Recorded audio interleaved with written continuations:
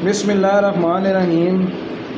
अस्सलाम वालेकुम जिमी भाई, क्या हाल है? ठीक ठाक हैं। तो जैसा कि आप जानते हैं कि मैं रावलपिंडी से बात कर रहा हूँ, शकील अहमद। तो आज आए मैं आपको अपने फार्म का व्यू कराता हूँ। तो ये आप देख सकते हैं कि मैंने 5 महीने में ये सारा माल जमा किया है।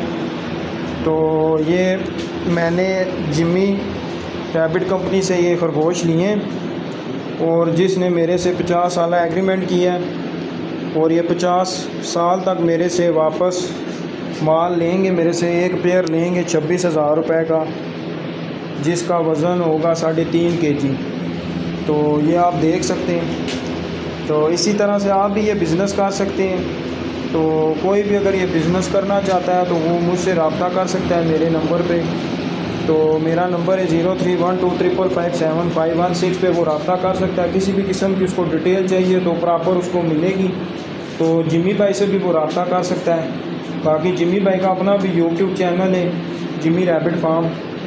तो रैबिट कंपनी के नाम से आप लिखेंगे तो चैनल आ जाएगा, उसके ऊपर भी वीडियोस पड़ी हुई हैं, उसमें आप देख सकते हैं। मुकम्मल गाइडलाइन मिल जाएगी आपको। तो भी आप देख सकते हैं कि गर्मी का मौसम है।